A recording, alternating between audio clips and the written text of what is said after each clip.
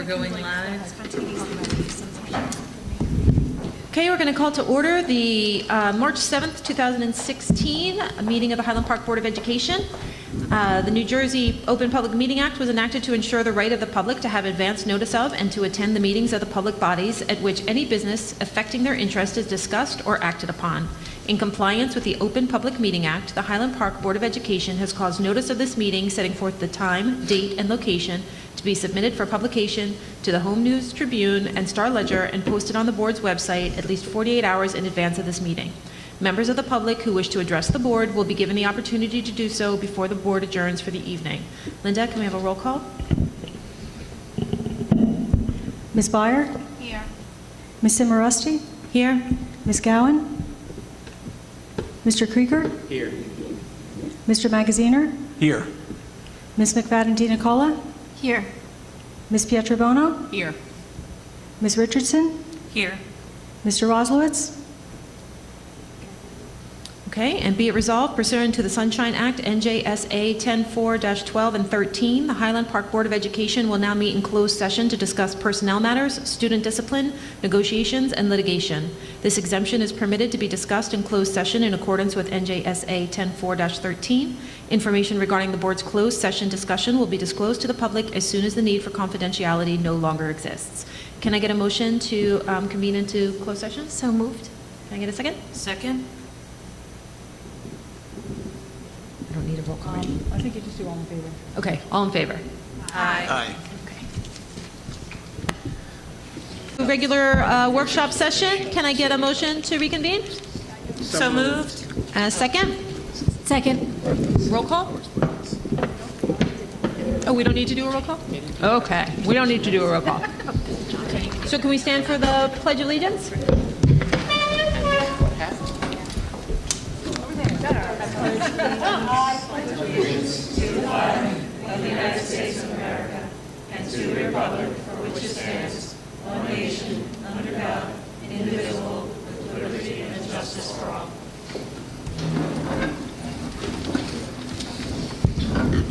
Okay, Linda, we have one communication on the agenda. Were there any other communications? No, there were not.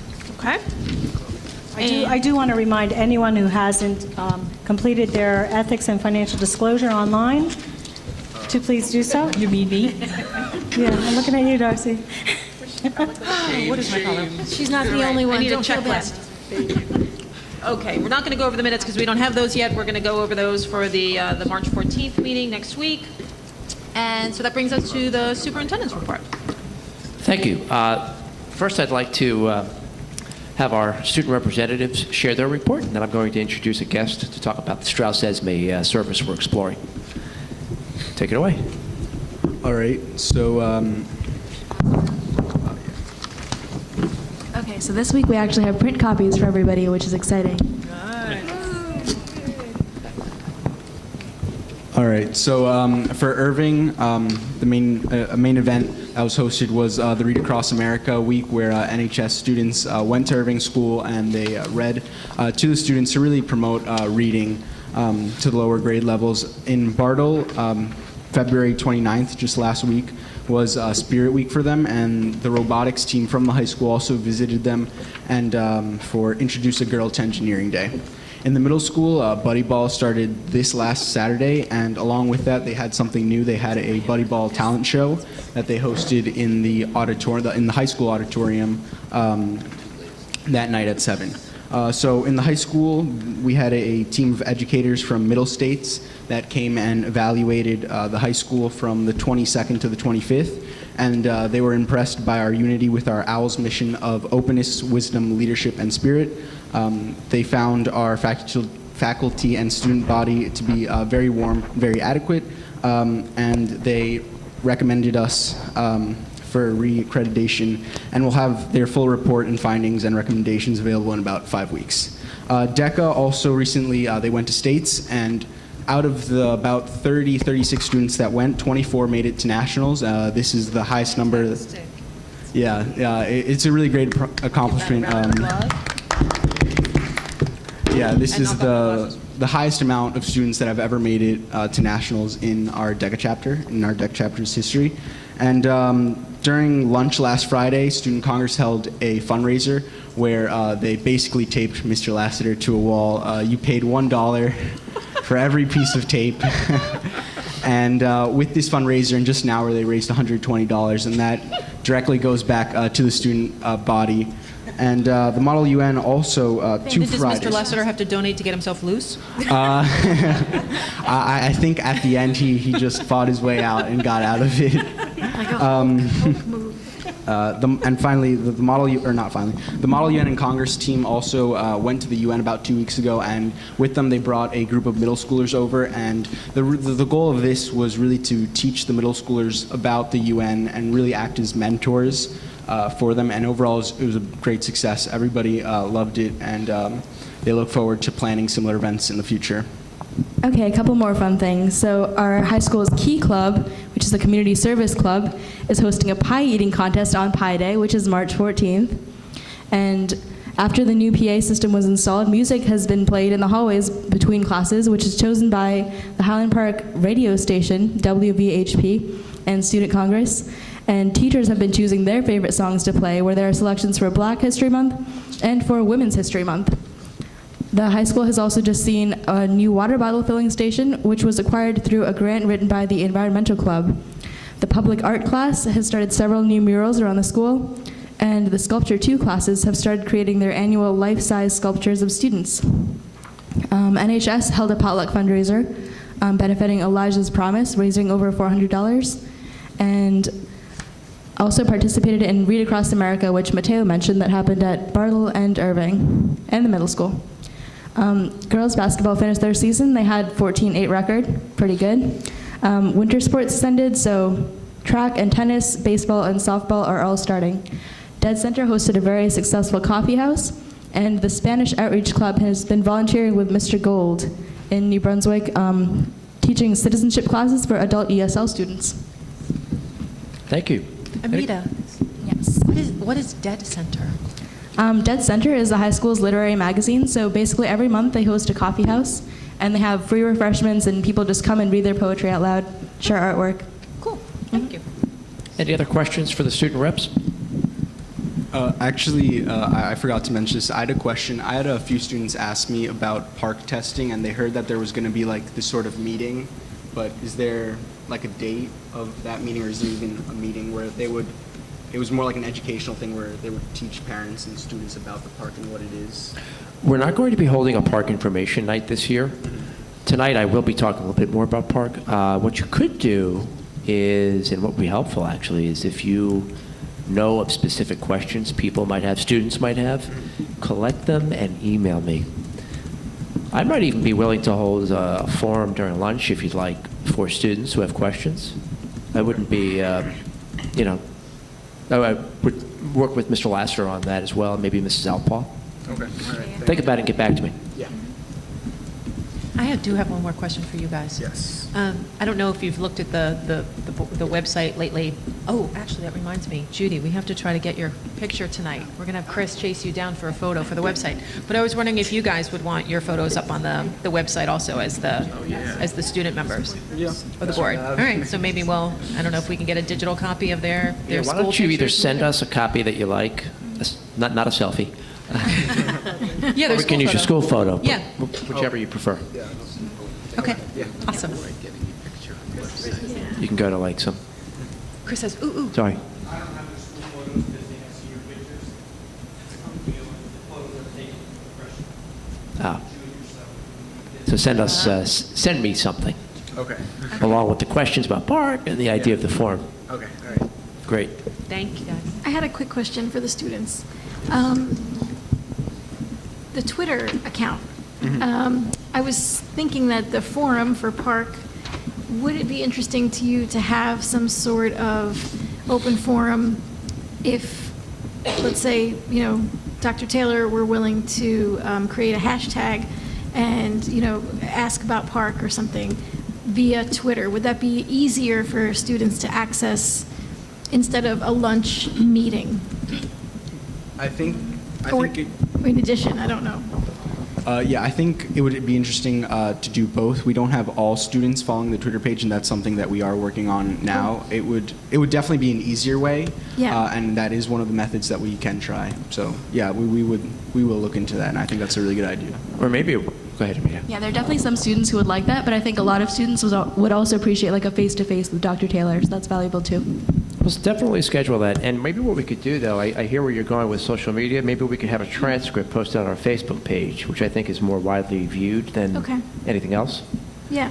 And somebody could type, transcription of what we talked about. Yeah. That sounds great. Okay, thank you.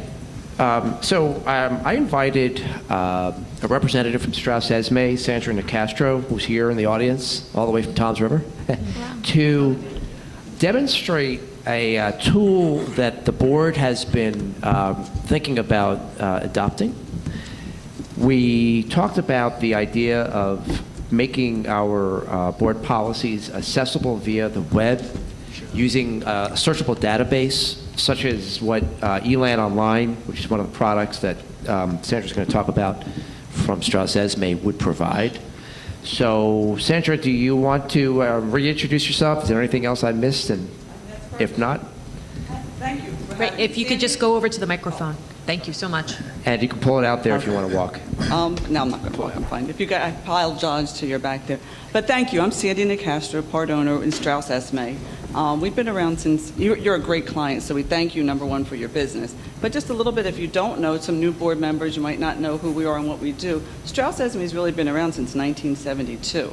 My partner and my husband and my business partner, I guess, we've owned Strauss Esme since 2001. It's really, we're the third generation of owners of the business, and the two previous owners were both husband and wife teams, and it seems to work well. I'm a retired high school teacher, so I'm looking at these two young people thinking, that's a great, I miss that so much. Sounds like you have a great school system, and what they're doing is fun, and I'm laughing, taping up the principal to the wall, because that's something I probably would have coordinated back in the day.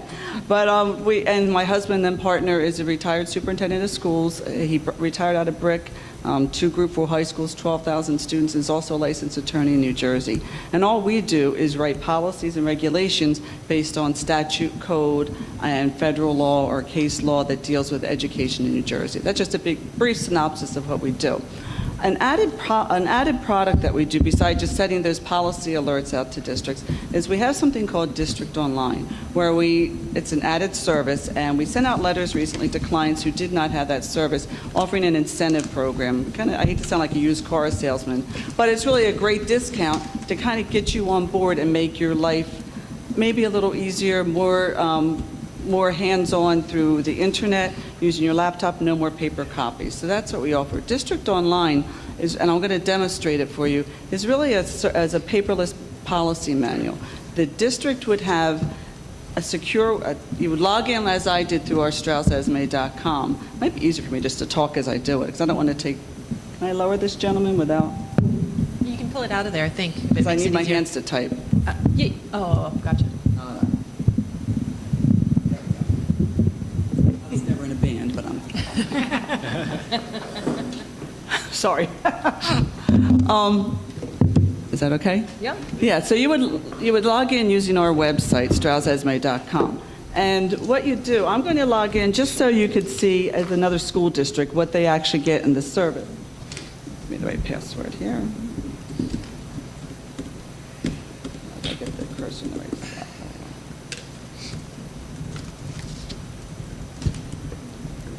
And I'm logging in, as obviously you can see, in just Freehold Township, because they have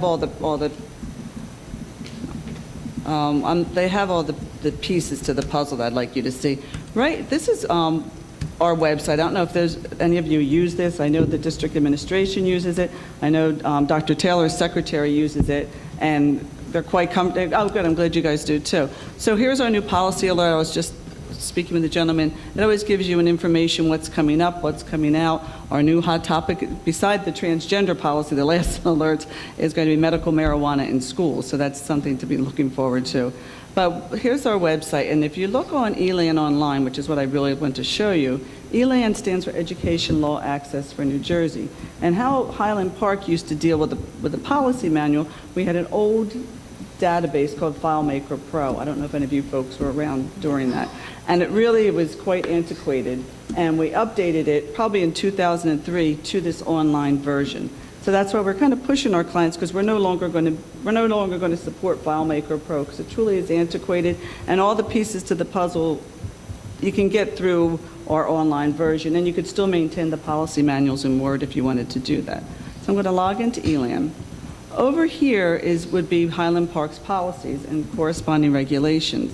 You would still have access, which you currently have access to, these 5 databases, for lack of a better word, on the right-hand side. The policy guides, which are really Strauss-Esme's, are frameworks, are regulation guides. You have access to 18A, the Administrative Code, the Administrative Code 16A, these are the statutes, as well as our Cumulative Digest, which is a monthly newsletter we send out every month to all of our clients, where we report major decisions affecting education codified to our policy.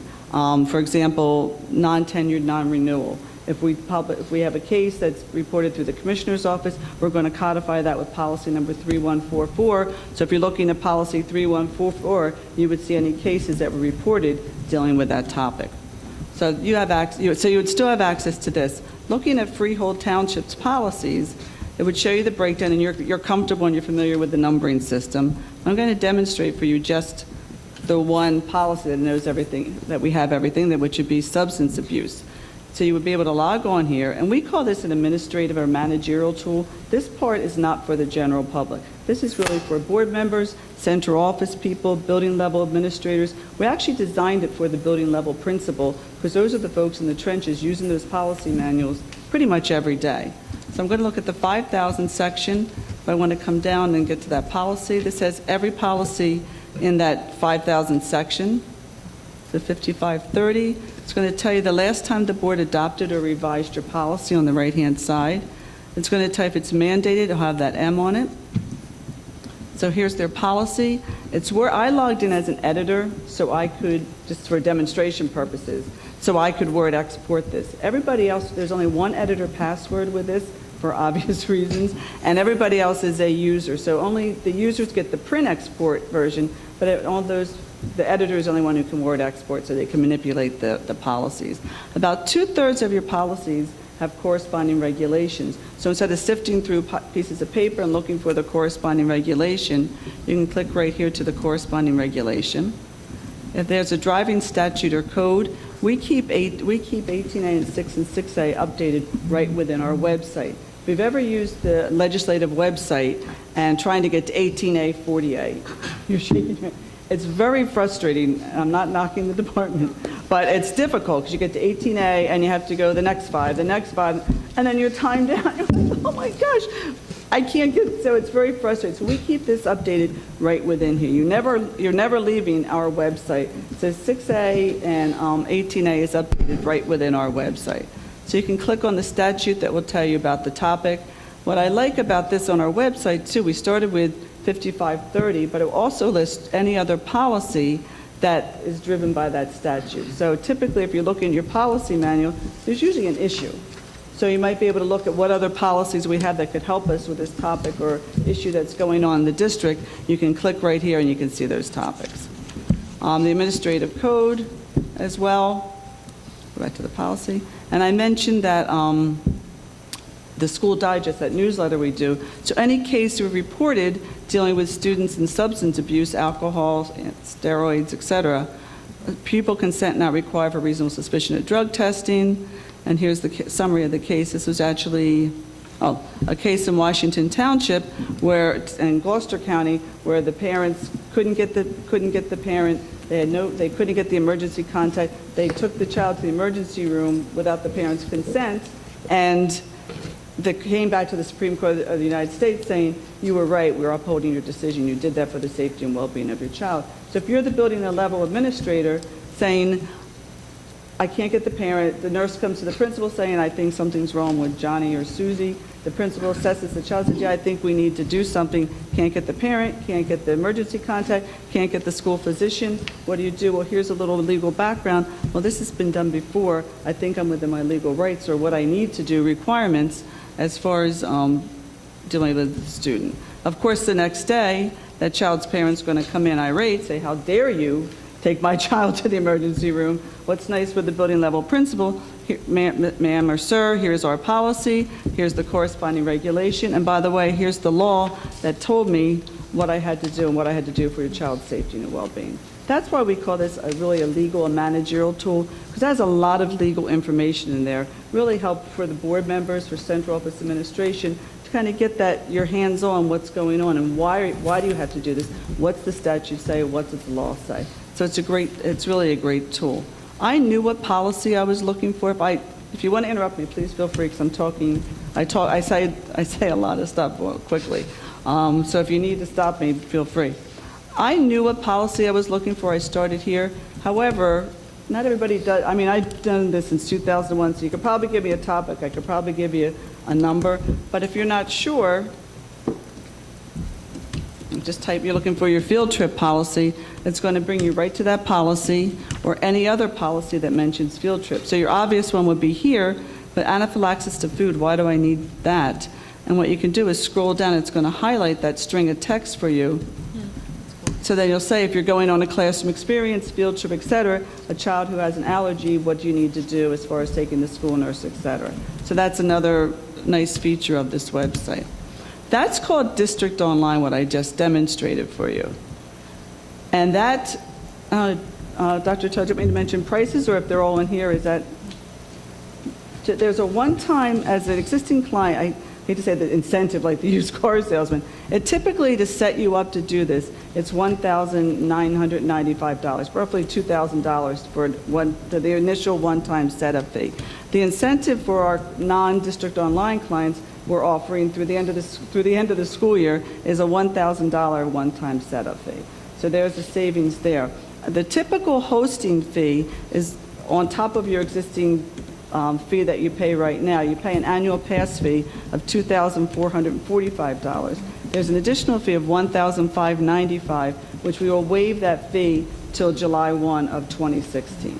So we're going to waive that fee, and then we wouldn't charge you that until there. Because we really think this is such a great tool that we'd like to encourage people to use this if you'd like. So that's the District Online. We also have an added feature, because a lot of our clients are saying, well, we want to share this with the public, but there's a lot of proprietary information on this website for Strauss-Esme. So if we made this available to everybody in the state, we deal with 470 school districts, there's a lot of people having access to our proprietary information. So we designed that something called public access, where we provide the district with a URL link for my friends in the tech department to embed on the school district website. And logging in as Freehold Township, under their Board of Education section, which I looked on your website, you do have, they labeled it bylaws and policies for the Board of Education. Here's what the general public would see. It looks pretty similar to what I just demonstrated, what you would be looking at. If I want to look at the district policy, that 5530, go down here. So this is what your general public would see. They don't see that adopted dates were on the right-hand side. They're not there. But here's their policy. But if you notice, what's missing is the statute code and the digest information and all of our other information on our website. But if there's a corresponding regulation to that policy, they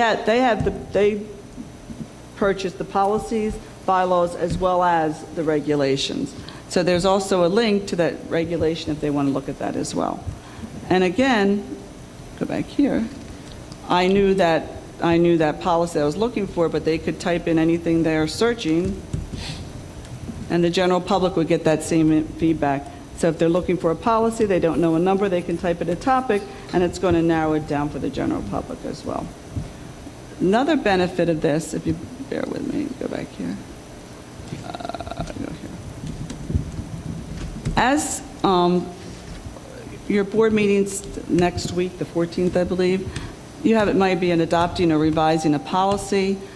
Superintendent will go back to his secretary the next day. The board adopted or revised its policy. Can you please update our online website? As the editor, that person logs in, edits the document. I'm just going to add a new district policy because this is Freehold's live thing, so I don't want to mess up their existing policy, but just for demonstration purposes, which I will take out. just going to put this just as sample.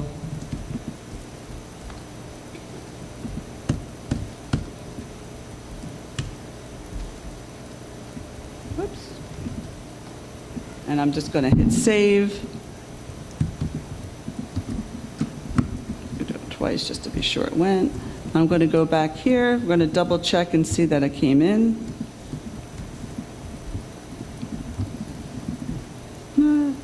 Sorry, I'm used to a mouse.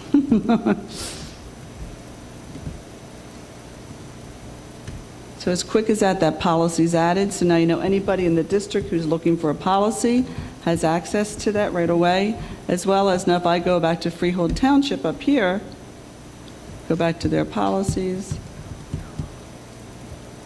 it should be available for them here as well within seconds. So here's that policy as well. So what's nice is when we go in, schools often, we'll see here's the policy manual and here's the revisions that the board has made. And in defense of building level administrators, they have parents, teachers, bus drivers, cafeteria workers, board members, administrators, and sometimes it's easy to put policy on the back burner because you can, and that's why we're in business. So then there's an issue, they're looking in this policy manual that doesn't have the most recent update in it, which kind of compounds the issue. So what we like is as soon as that editor makes those changes, everybody has access to those policies immediately and the revisions. And that's, I should say the price. The price to do that added on, the public access to put your bylaws and policies online for the year is $395, and it's another $100 to add the regulations. At first, we didn't have the regulations, and people were calling for them, saying they wanted to add them on, so we had to design that. So that's why we had to charge a little extra to add that software product in there. Any questions? There's a lot of information. Did you have something, Michelle? She answered it right after I was about to ask. Oh, okay. Yeah. Anybody? Nobody has any questions? Nope. Okay. Thank you so much for Well, coming thank you out. so much. Thank you. you. Thank you to my friends back there in the tech department who were very helpful.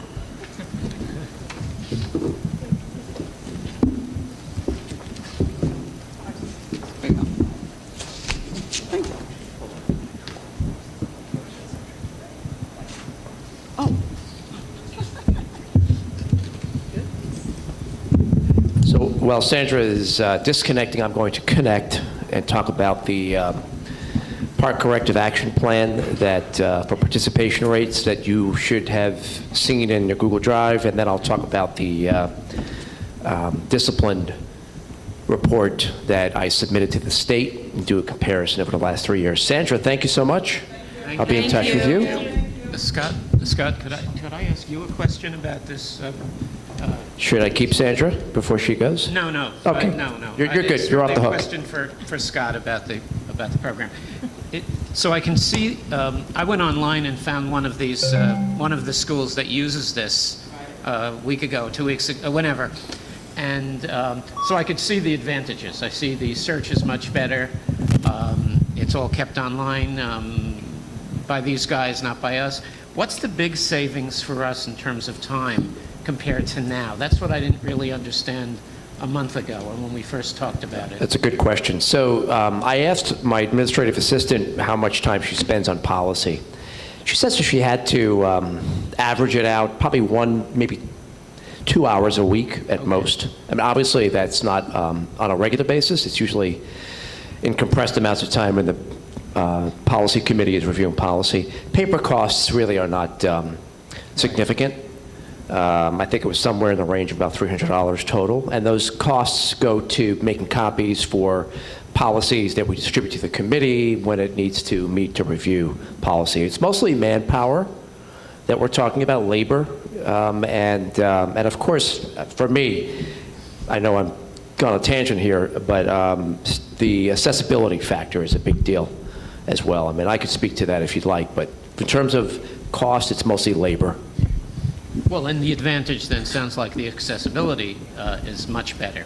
It is. I think Sandra touched on this, but one of the, I've used Strauss Esme in at least 2 other school districts, Little Silver and Kenilworth, and I kept finding myself coming back to the feature I love most, which is the searchable database. If I ever had a question about a discipline policy, And we have several. You know, there might be a policy that strictly speaks to code of conduct. There might be a policy that speaks to reacting to infractions of the rules. I'll just type in discipline, and it'll pull up all the policies. And that saves me time, Okay. saves me labor. Can I interject with a question on that topic?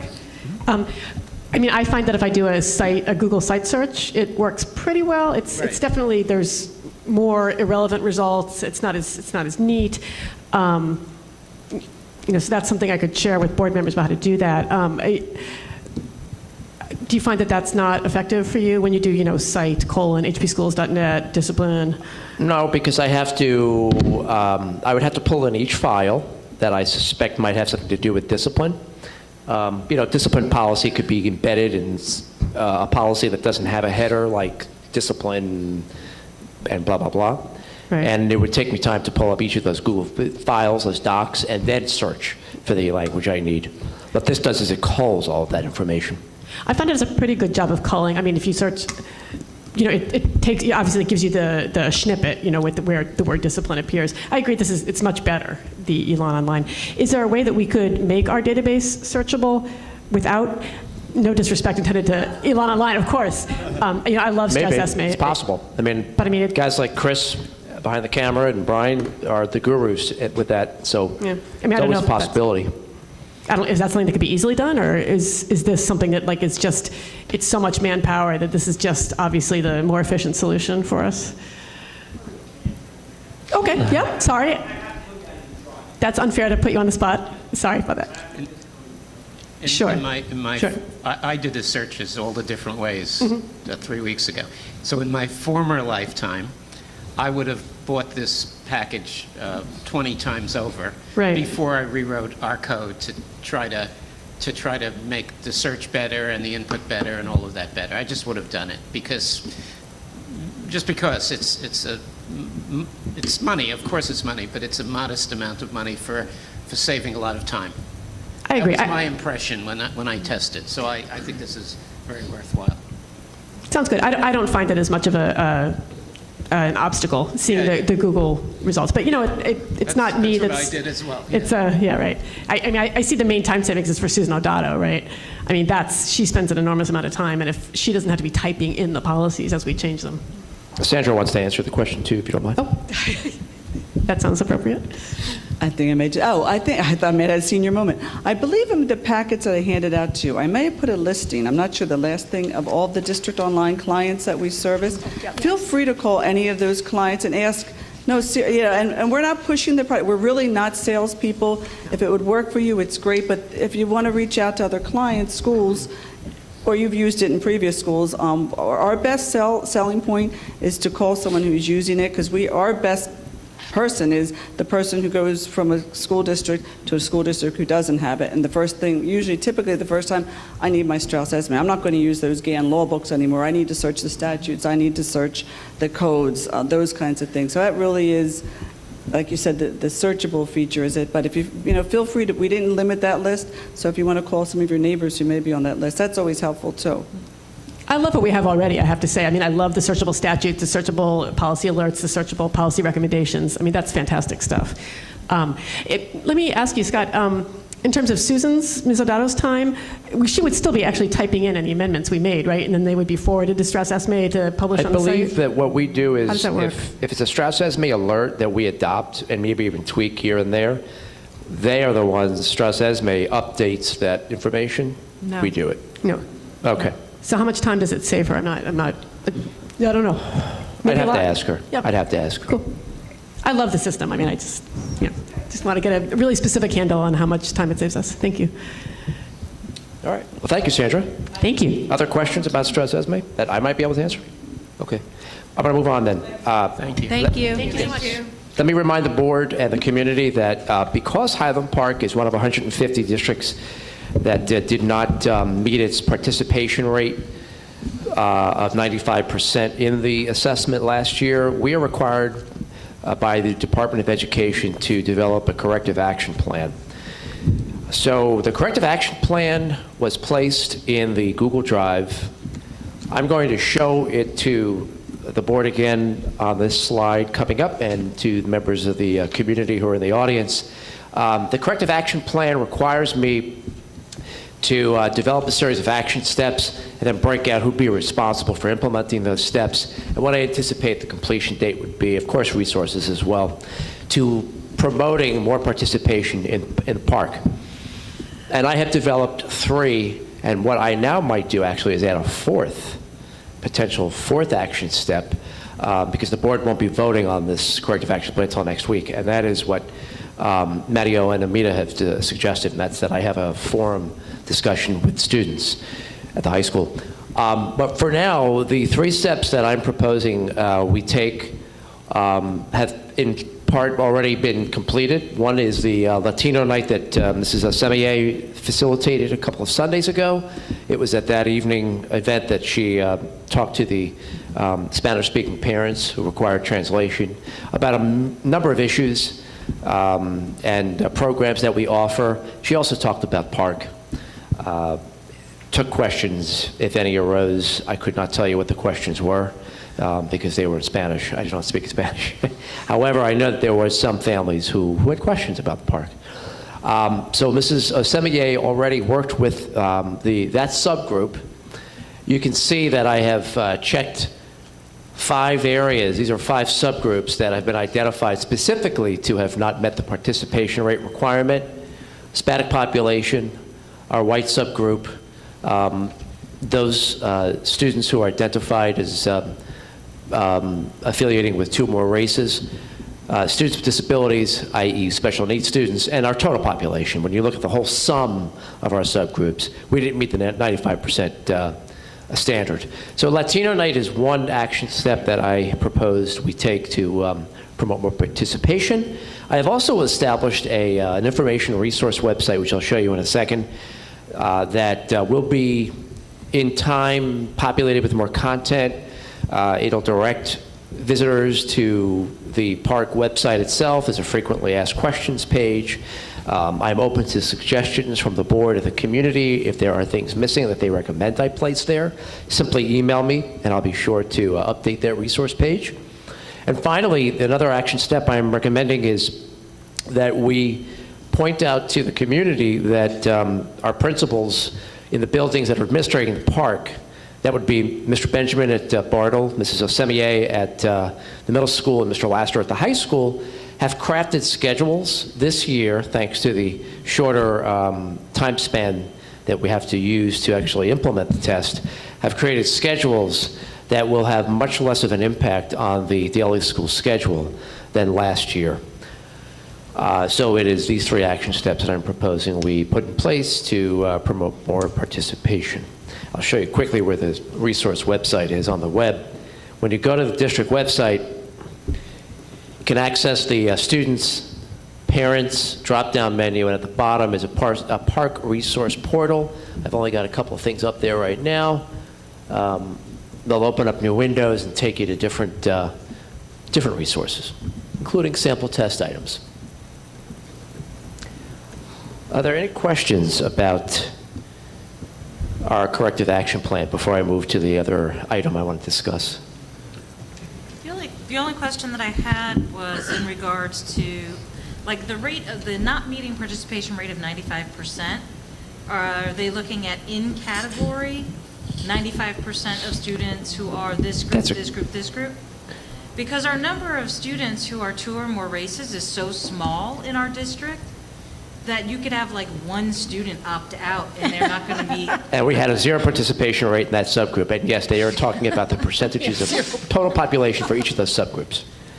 Right. And keep in mind that the participation rates are based not wholly on the park, but specifically on both sections of the park, the ELA section and the math section. We did not meet those rates in both sections for all these subgroups. There were some districts, big districts, that may have had one school not meet the participation rate criteria for one of the 2 tests, ELA or math. But in our case, we didn't meet the rates in both areas. I just also want to point out, I mean, you had said that we're one of 150 districts in the state that didn't meet participation rates as a whole, the whole district.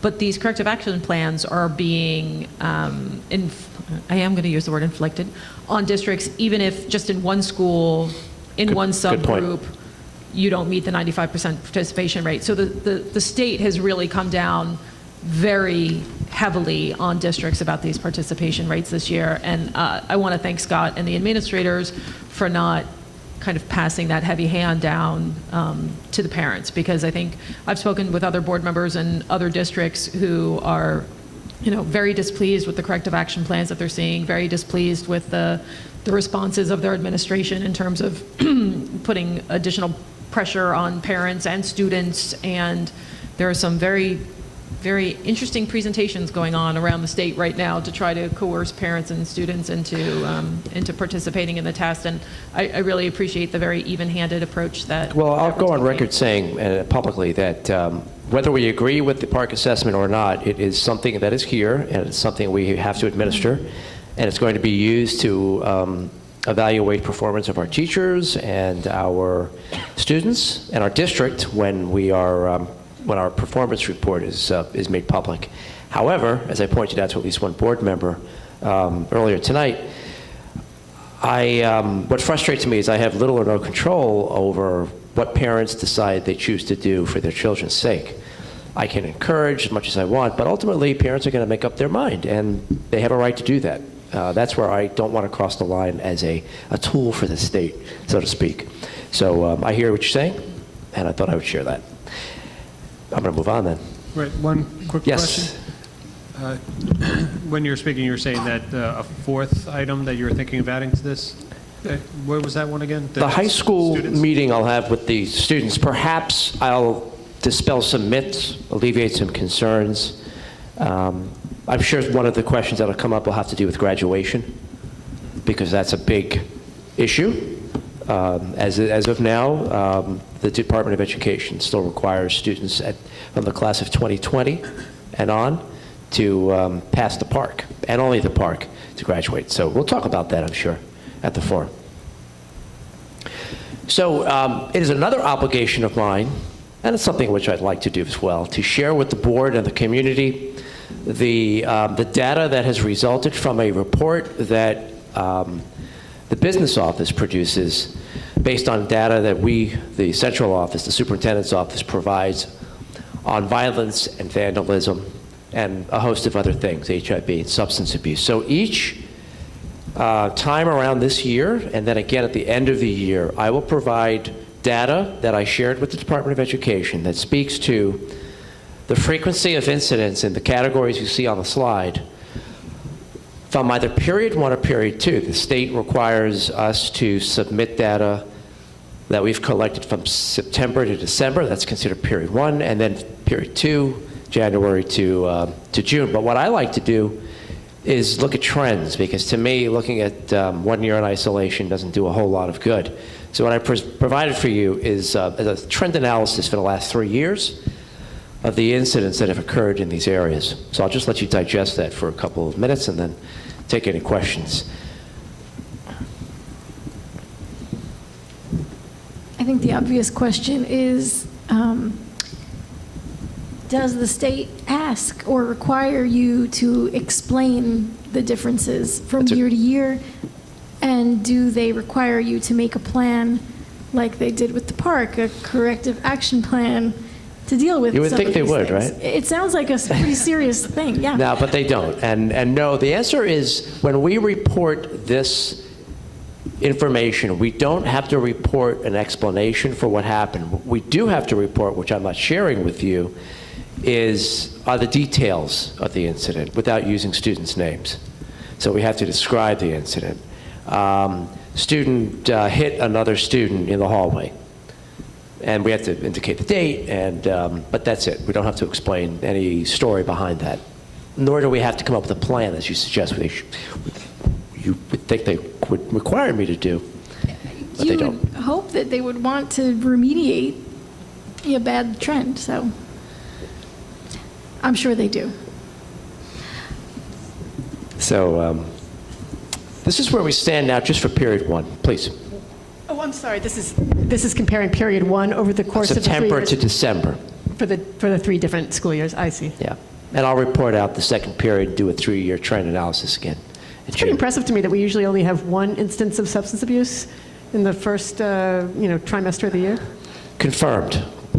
Confirmed. And does substance abuse mean any incident in which somebody has been found to have something on their possession, or does that mean someone who's been involved in... Or intoxicated. Or intoxicated? Who we are, or somebody we're concerned is under the influence who we have to send to be tested before returning to school. I see.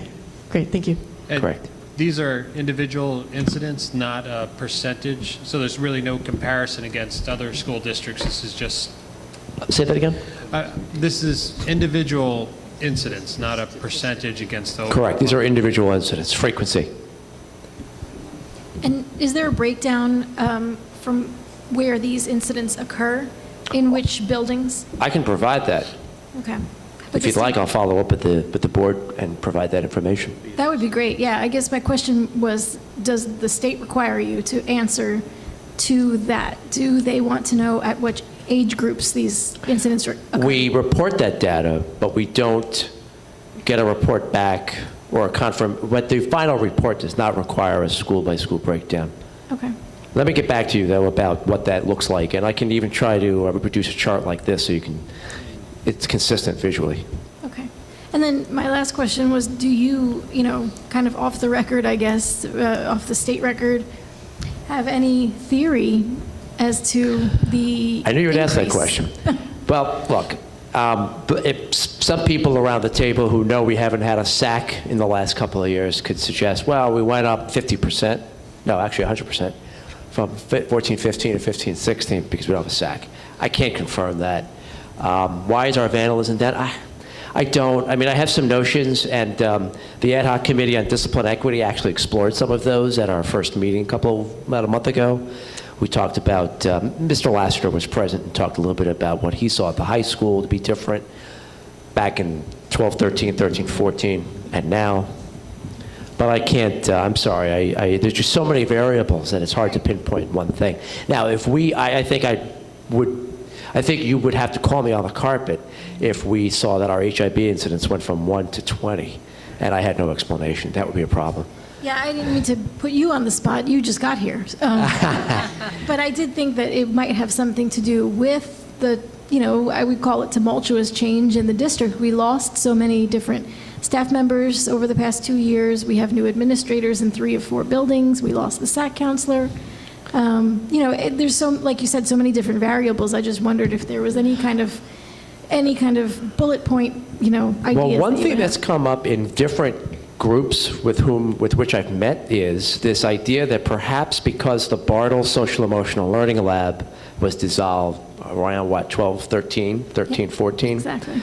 We are seeing a rise in inappropriate behaviors, lack of interpersonal skills, lack of empathy, and things that are leading to violence, vandalism, maybe not so much weapons, HIB.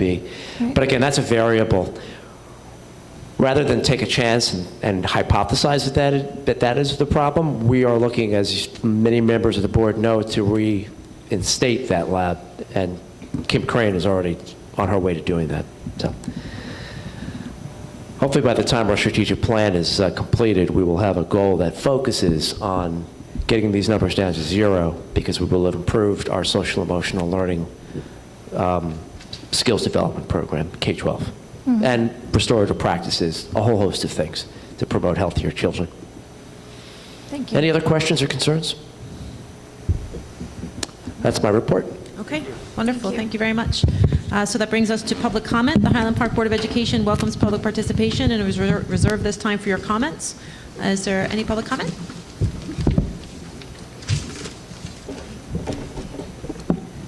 Tara Canavera, 361 Crowes Road, Highland Park. I'm here to invite you all to a few events. First, next Tuesday, CPAC is having a meeting for reorganization. That will be Tuesday the 15th at the Media Center at Bartle. On April 7th, CPAC is having a Meet the Director of Ed Services and Dr. Taylor. And on May 12th, no, not May 12th, yes, May 12th, sorry. And that's at the high school for April 7th. And May 12th is also at the high school, and that is going to be a presentation about getting guardianship and estate planning for your special needs child. Also, the Highland Park is going to be sponsoring on April 9th a workshop for special needs students age 15 to 17 at the Teen Center. And we'd like to advertise that with the school, but I had already spoke to Dr. Taylor, and when we get the flyer, we'll get that out. I also would like to give a special thanks to Linda Moran at Bartle, Lori Stevenson at the high school, Elaine Donnelly in special services, and Susan Adato and Chris for getting my meeting room set up like immediately. Chris got the things on the website 2 minutes after I talked to him. The flyers were out within 5 minutes, so I just want to thank everybody for all their support. Thanks, That's it. Tara. Thank You've been a busy woman. Have to do everything on spring break.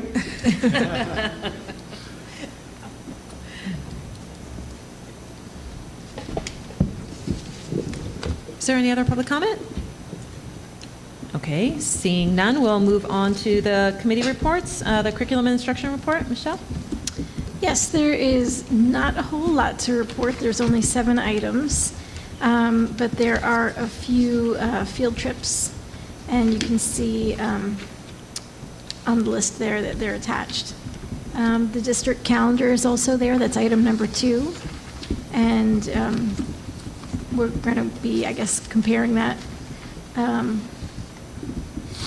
to the holidays coming up and everything for the 2016-2017 year, and review that. I think the most important item here would be number 3, and that is the job description of the supervisor of curriculum and instruction for humanities. And Dr. Taylor has put together a pretty specific list of responsibilities and items that we are looking for in our next supervisor of curriculum and instruction for humanities. So that is something you want to take a closer look at.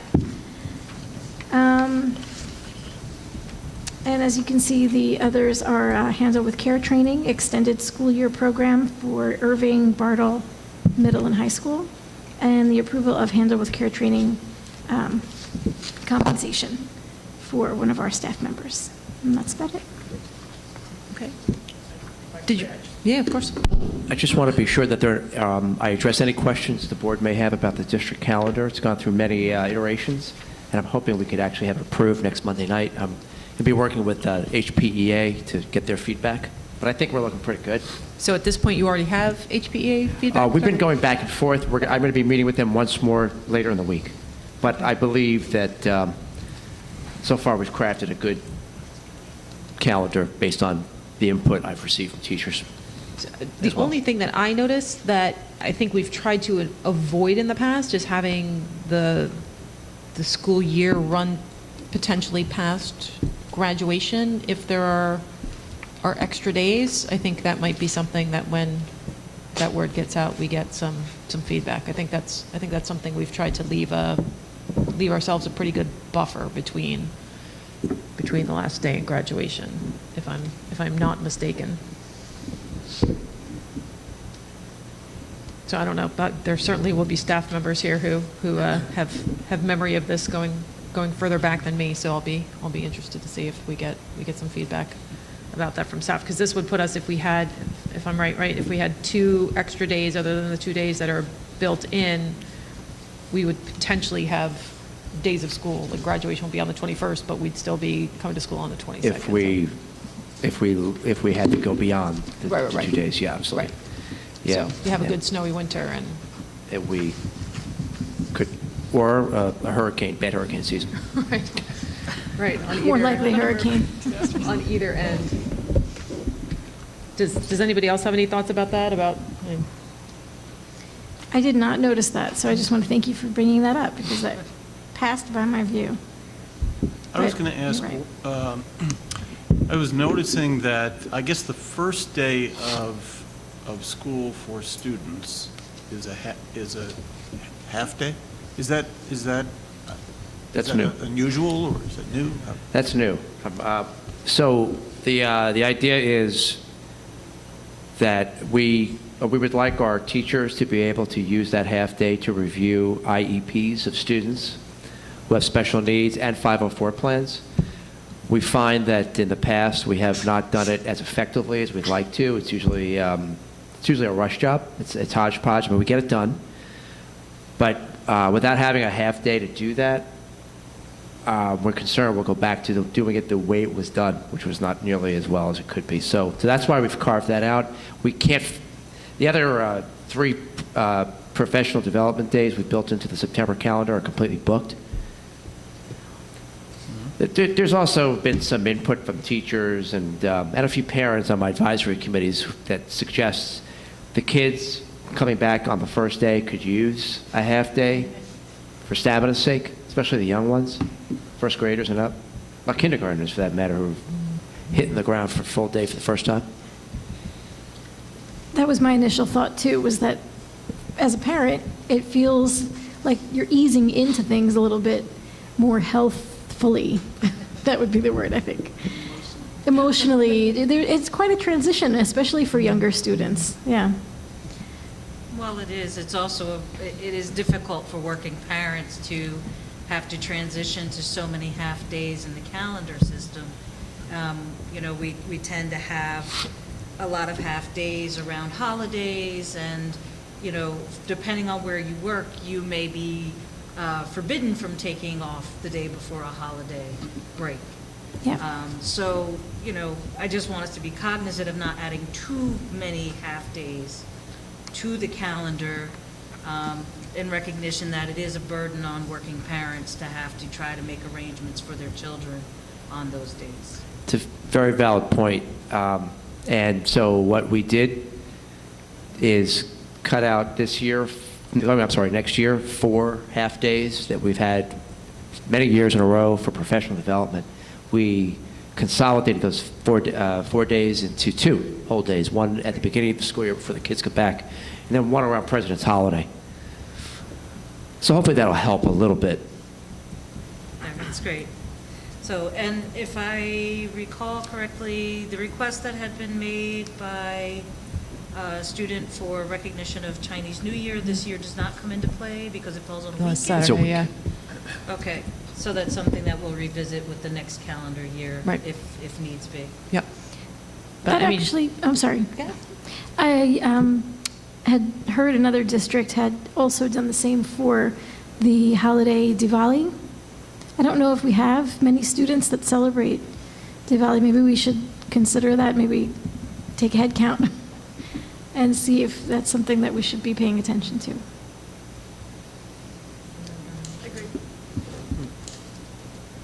Thanks for your input, everybody.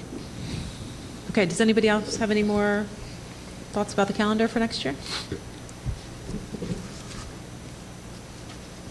Okay, let's see. And any other comments on anything else on the curriculum agenda? No? Okay, so then we'll move on to finance and facilities. Mark? Yes. So just a reminder to the Finance Committee is going to be meeting again tomorrow to be reviewing with Linda and Scott the upcoming budget.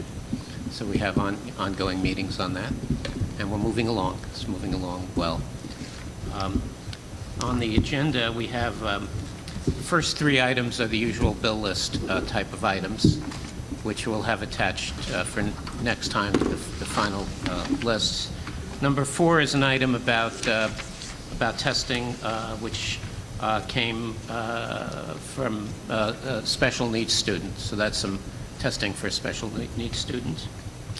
Numbers 5 and 6 are, excuse me, number 5 and 6 are additional air conditioning ductless units for Bartle And that's part of the ongoing project to air condition, and then also we'll be talking in the future about upgrading rooms in the high school. As we move along to have better climate in both those buildings. Item 7, acceptance of donations. So obviously we're very thankful getting a $1,000 grant from Judy Eng and the matching IBM grant, and also Bartle PTO $658 for projectors for the 5th grade classrooms. The donation from Judy is for the project graduation and prom. There's also 2 other items of note that are, at least one I think, but I think both will be on the agenda next time. One of them, if I find the notes, yes, is class of 2016 has donated 20 tower fans to classroom teachers at the high school, valued at over $900. And we're just getting in the notices of grant awards from the Highland Park Education Foundation. And I think that'll be on the list as well next time. Item 8 is we're gonna be discussing further going to some services to talk about getting international student placements in the district. We've talked about this before. I think we've had 1 student from China in the district paying tuition.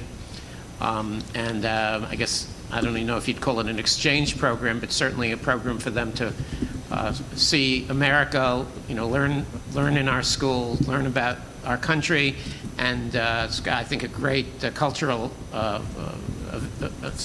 year for everyone, not to mention that the district earns a lot of money doing it.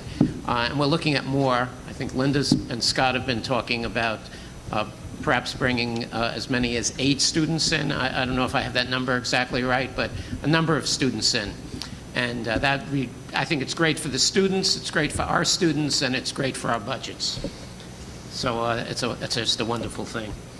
And then the other 2 items at the end here, numbers 9 and 10, are again usual out-of-district placement type events for special needs students.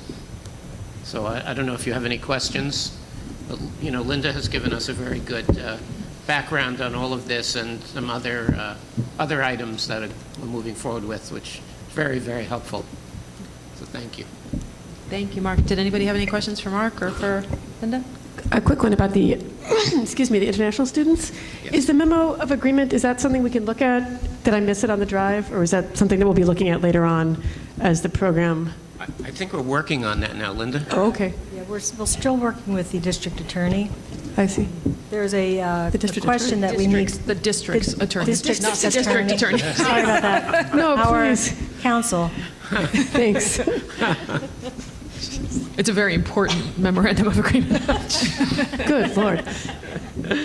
And Okay. I actually, I'm sorry. I did have one other question. Sorry, go ahead. I mean, it sounds fantastic. I mean, my kids, just from the perspective of our children, it sounds wonderful to have international students coming. I do wonder, will there be an impact on our ELL learners? In other words, are these students that will be flawlessly fluent in English, or would they need a lot of support? It's a good question. So tomorrow morning at 9 a.m., Linda, Mr. Lasser, and I are meeting with one of the 2 agencies we're talking about working with to develop an application with minimum standards, one of which would be an acceptable TOEFL score, that's the foreign language assessment, to be sure that they are fluent enough in English that they could get along in class without ELL services. Okay, with no support. Okay, thanks. That would certainly counteract some of the financial benefit. Yes, yeah, it certainly would, yes. Absolutely. And that was our experience, wasn't it? I believe I remember that it was our experience with the student we have now, that their English was very, very good.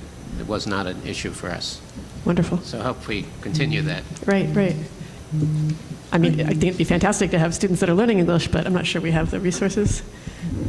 And I just had a quick question about the air conditioning as it related to the, and I think, Scott, we talked about this a little bit, but we didn't have quite all the answers yet, as it related to the Chabad House using Bartle over the summer, and making sure that, we have all those areas properly air conditioned, because. Right. Well, we're working on trying to get enough of the classrooms done before summer starts that the rooms that they will be using will be air conditioned. Right. That is one of our goals. And is the downstairs air conditioned as well? No, but so it's the a cafeteria lower- is not. The air condition, the cafeteria is air conditioned. Okay, but some of the halls or The hallways are not. No, Right, hallways right. never will be. Right, right.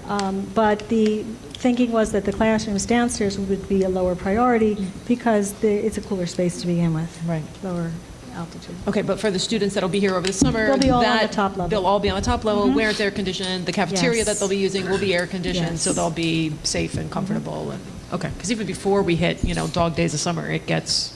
Mr. Presti's back there going, yes, it does. It gets pretty brutal in Bartle in particular. If I could add, speaking of the Chabad House, I just want to indicate that the Chabad House summer program had its first open house for prospective students last Sunday, and they brought in over 100 people, which is at least 4 times more than numbers of people that the camp director expected. And when she looked around the audience, she said she saw lots and lots of people she knows live right around the corner or down the street or a few blocks away. So she clearly believes that our hosting, the community, the Chabad House community, has helped generate more interest in the camp. So I feel like we're doing a nice service, and they're obviously doing a service by helping us generate some revenue as well. So it's been a win-win so far. Great. Wonderful, yeah, and we've been talking about that certainly in our finance meetings leading up to the budget, all these different places, even if they're small places, to generate $10,000, $15,000, $20,000 worth of revenue, they all help in the end. So, as we get towards presenting our final budget, we'll certainly be presenting on some of those pieces that we've been working on. All right, does anybody else have any other questions for Mark or for? There was one item on the bill list that it was entitled Edmentum, and it kind of caught my eye. I wasn't sure what that item was. Is that?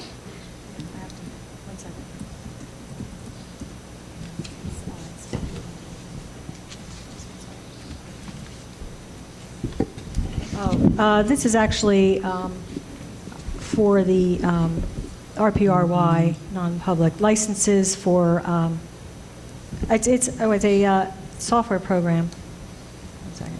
Let's see. It's all Title III. It's Title III supplies that are being used by non-public. There's a program called ESL Reading Smart. We are using that for our Title III. And the RPRY is using a program for grades 2 to 8 math and language arts. So I'm not sure which, what was the dollar amount that you saw?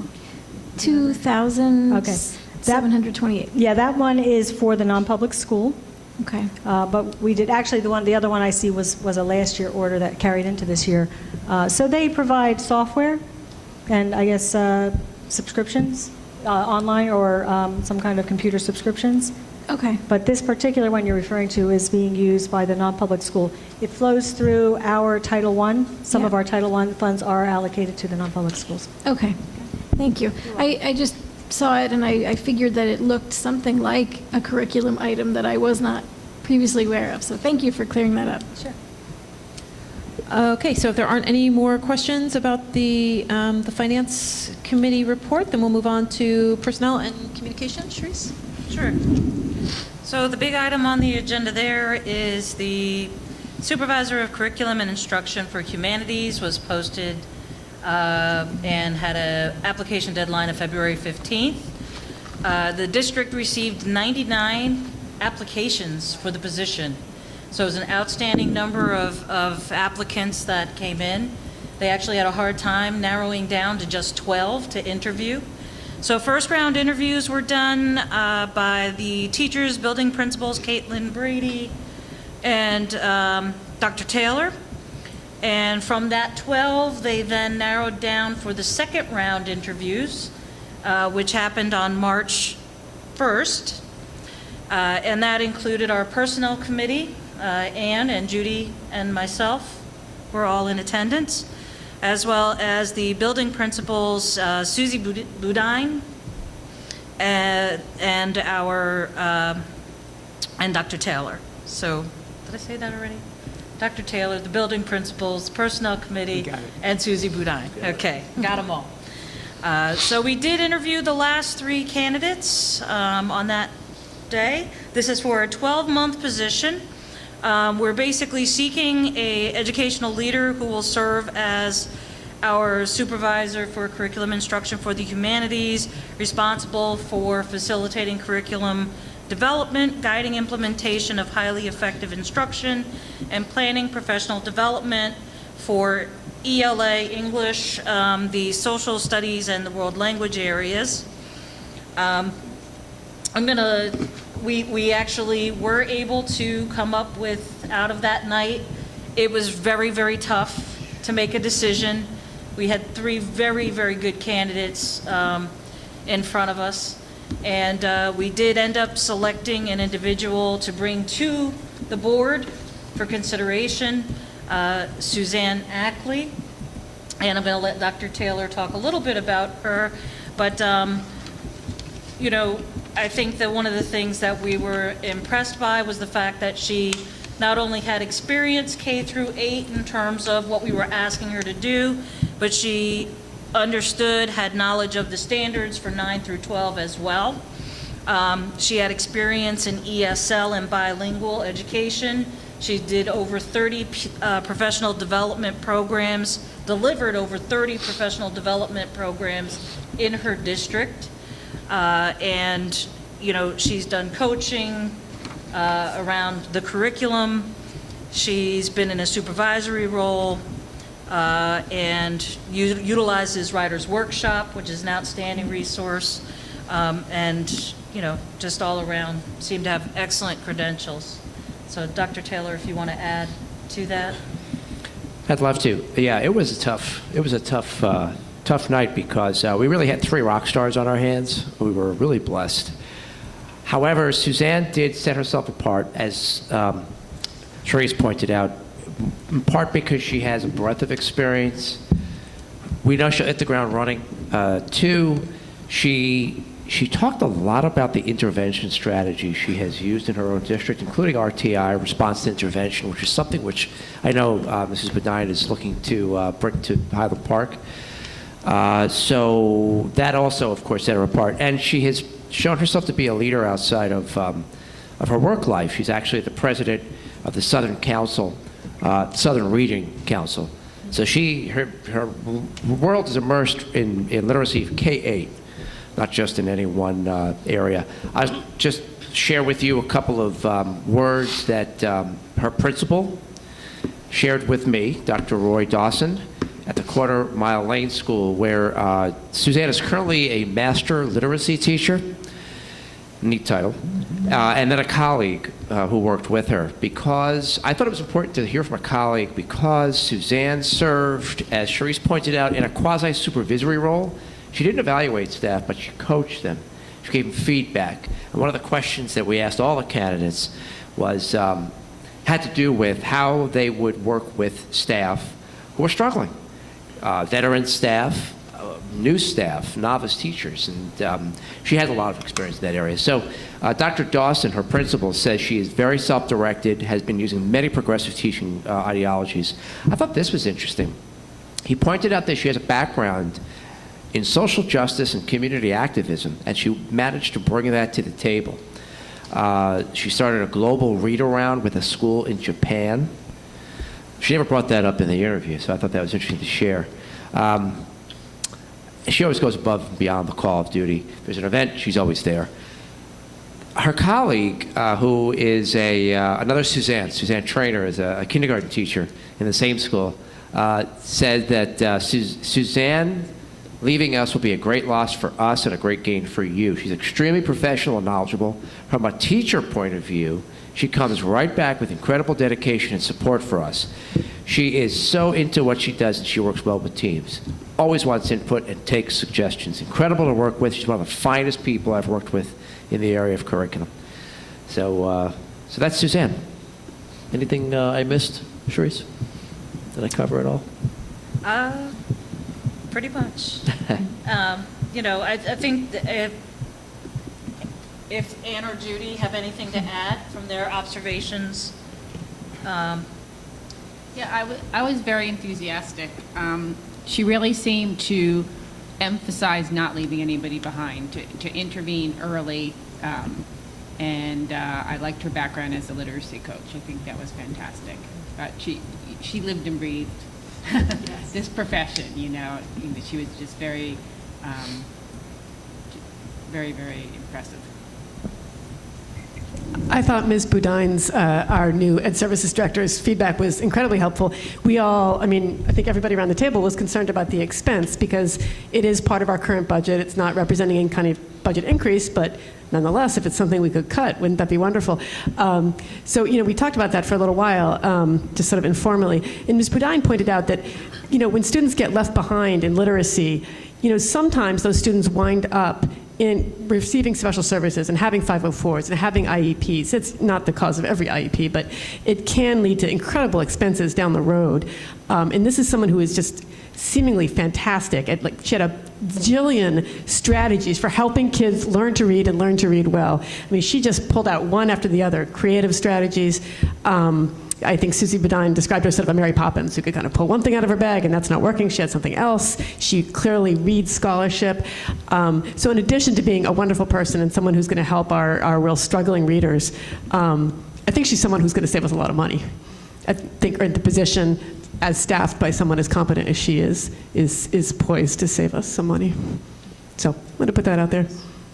And also the experience that she has in working in her district with teachers in terms of going through the IEPs with their teachers, helping the teachers to understand the modifications that need to be made in the classroom, and then if things are not going well, being able to go back to the IEP and look at whether things have been modified appropriately and what corrective action can be taken, not as a way of, and she was very clear, I think, in the interview. I liked her approach that it was not in terms of her going in and acting as expert in the teacher's classroom, but more as collaborative with the teacher in the classroom. So I also appreciated that was her perspective, that, it's not me over, it is me with. Positive feedback. Right, very, right. That's wonderful to hear. The collaborative word. Exactly. I haven't heard enough of that over the past few years. I like to hear that. And I just think that the teachers would probably be enthusiastic about that feature. I think in terms of our issues with literacy moving from Bartle into the middle school, her set of skills and experiences are just particularly on point. I mean, she's just an expert at helping kids get over those stumbling blocks, and I think we really need that. That's not her only job. That won't be her only function, but it'll be an important one. So I'm very excited about it. Well, I mean, I have to say, as now watching this process happen twice, where our whole personnel committee sits on an interview committee, it's just so nice to have this fleshed out conversation about who's going to be filling these roles that are, very important positions in the district. So again, I want to thank Scott for running the process the way that he has been running it, and which leads me to a question: will we do the same thing here that we did last time with Ms. Boudine, where this candidate comes to the next meeting, everyone gets to meet her, she does a little, says hello? I would love that. Okay, that would be fantastic, because I think that's just kind of like the cherry on the top of the sundae of the process of that everybody actually gets to see this person with their own eyes and gets the feedback of our colleagues and gets the administrative feedback, and it just kind of and the public gets to kind of watch that whole process. I almost feel like I was in the interview. I wanted to say, too, Scott was fantastic about letting us ask follow-up questions. I mean, we had, set questions that were asked of every candidate so that things were very fair and, non-discriminatory.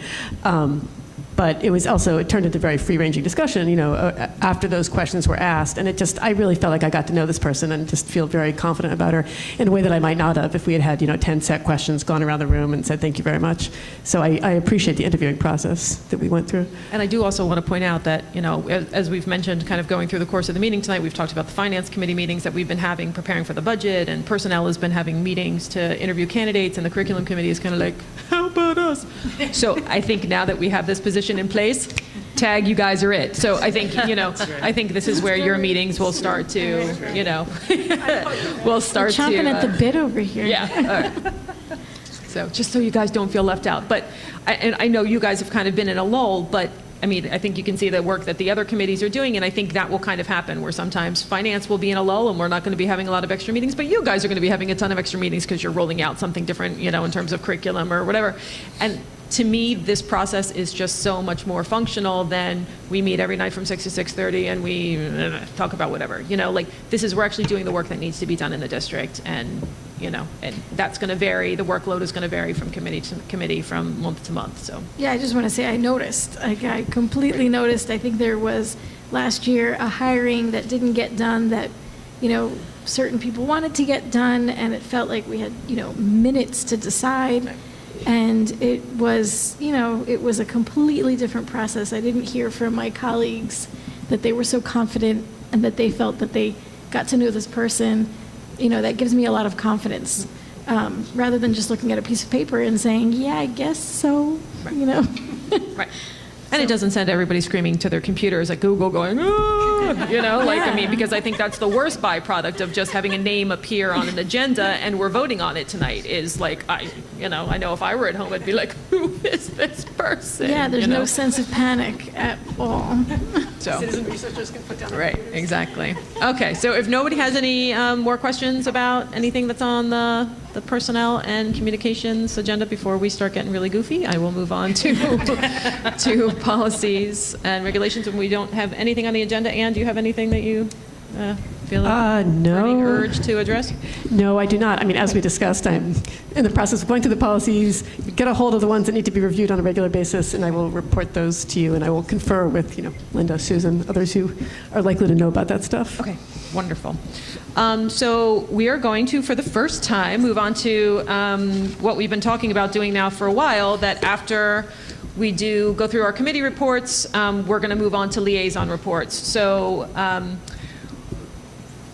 we haven't done this before, so we'll see how it goes. But the idea is that, you know, at each meeting, each liaison will report out, and it's very likely that, you know, half of us may or may not have something, and if you don't, that's absolutely fine. But if you do, if you've been to a meeting or you have, you know, some information of what's going on in your liaison position, then you can share it with the rest of the board and share it with the public. And something I would like to talk about is the board's ideas for the transfer of information. Do you think it helps for us to share notes? Do you think we should just kind of do it at the board table? Like, what do you, I'm open to suggestions. Does it feel just like pressure to send in notes? I mean, I don't know. I mean, I know how busy we all are, and sending things last minute, you know, is sometimes all you can do. But I personally feel like I can't read through everything properly Monday before the meeting, even if it's just a workshop meeting. Right. So maybe it's best if we think about just comparing notes, you know, verbally at the workshop meeting about what happened at the committees that we had attended. I agree. I Okay. agree with that, yeah. Anybody else have any thoughts? Okay, so I mean, so why don't we try it this way, where we'll just, you know, we'll come to the table, you'll give your report, and, you know, if you feel it's like particularly, you know, extensive and want to write it up, fantastic, but we won't make that up. Okay, so the first one that we have on our list is actually, I'll just kind of give everybody an update. This is a position that we haven't appointed historically, at least since I've been on the board. It's a Municipal Drug and Alcohol Alliance. It's always been on our list of liaison positions, but it's just never been filled. So I actually reached out to the person who runs the alliance, and what she actually expressed an interest in was having a student participate, because they deal with a lot of programs that actually deal more to do directly with the students, and she really wanted to have student input. So Scott worked with, did you work with Mr. Lassiter? Yes. Yeah, you worked with Mr. Lassiter to appoint a student. So Lucia Camacho, a 10th grade student, is actually going to be the board's liaison to that. So we'll have to figure out how she's going to report back to the board. Through the student Right, reps. maybe you guys can be in touch with her, and that can be information that you bring to the meeting, so. Sure. Yep, absolutely. So we'll work on that. So that's the first one. And the second one is the liaison to the Borough Public Information Committee, and Michelle is the HPTV Committee. So Michelle, do you have anything to report from either or both of those committees? Unfortunately, I was not able to attend. I had some obligations at home that kept me from going to the meeting. But thankfully, Matt Hirsch is on top of everything and sent me some notes that I shared with you in our email. So if you did not receive that, let me know and I can resend it. Right. Or can you just kind of give us a little synopsis? Sure. Let's see. I'm going to open up the email.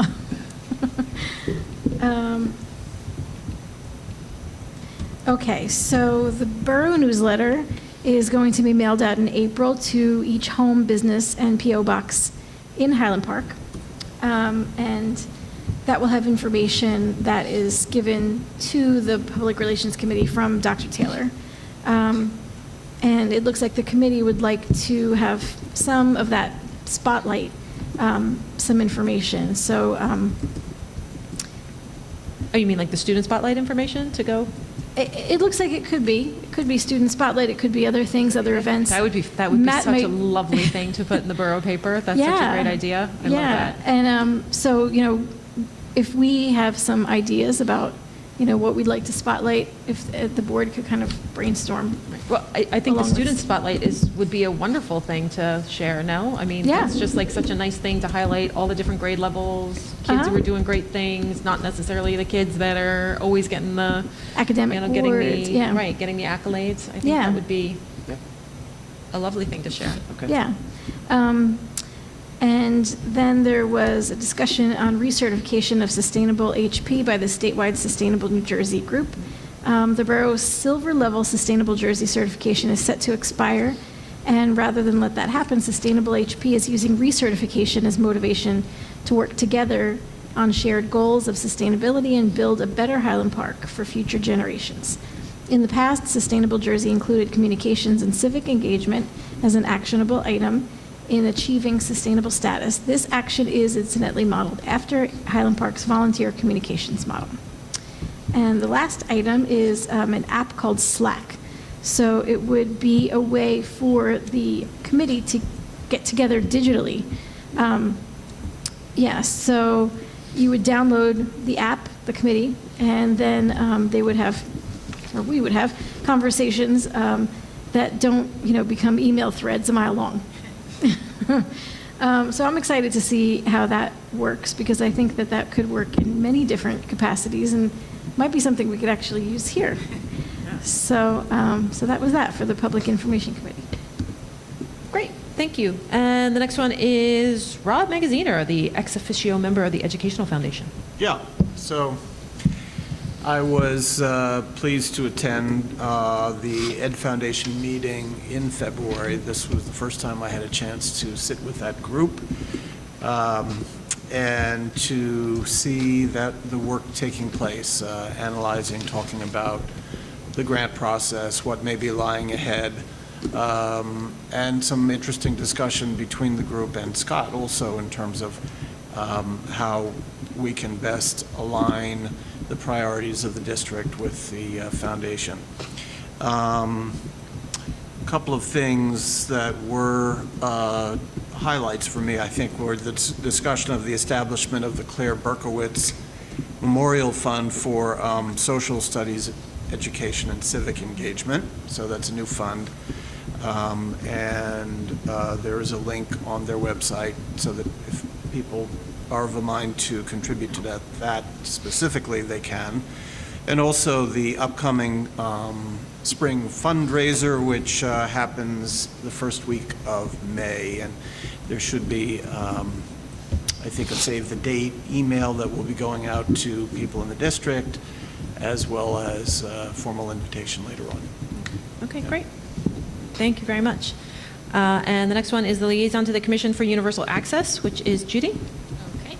I went to my first meeting on March 3rd, and I had not heard of this commission before, so in case there was anybody else that doesn't know what they do, they partner, they promote programs and opportunities for individuals with disabilities, and they work to facilitate physical and social inclusion of individuals with disabilities. So towards that goal, they are, as Tara mentioned in the public comment, they are going to team up with Disability Allies, and they're having a program on April 2nd and April 9th. And it will be 4 hours at the Teen Center. It's on creative art, drama, and music. And that is to That will all be funded by the commission. And so there's going to be flyers going out through paperless. Also, you can register at the Senior Youth Center. Let's see, and what else? Oh, yeah. Similar to what Michelle was mentioning, they talked about what they can do to help the borough recertify for Sustainable New Jersey. And they're interested in doing a program that they did once before at the library dealing with therapy dogs. And they were hoping to do it with the school, because if they could do that, then the school could get credits for their Sustainable New Jersey schools, and the borough would help See, the this is borough. why we have to So I talk guess about they'll these be things. reaching There's out so about many that. cool things going on. And Fabulous. Oh, and it was mentioned at the meeting that CPAC was going to be offering in the future a lead education program, and they may request funds from the commission. That's wonderful. Very shortly after all the Flint stuff started happening, there were all these reports about how, the lead levels in New Brunswick are actually higher than the lead levels in Flint, but, not based on water, based on, paint and, so yes, some education around those issues would be fantastic. All right, wonderful. Thank you so much, Judy. And then Michelle, the representative to the library?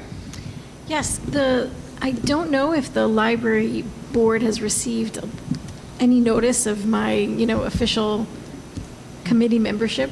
So I was not aware of the meeting, and I completely missed it. But it was an important meeting. They discussed their budget. So I will be getting in touch with the library director or Valerie, who is the circulation department head, to see if I can get some notes on what discussion was had at the budget meeting, and I'll email that to everyone. All right, great. Thank you so much.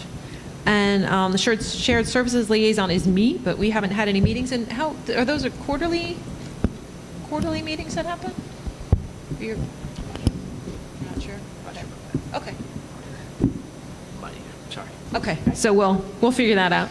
And then negotiations. We don't have anything going on right now for negotiations. So I'm assuming, Ann, you don't have anything to report there.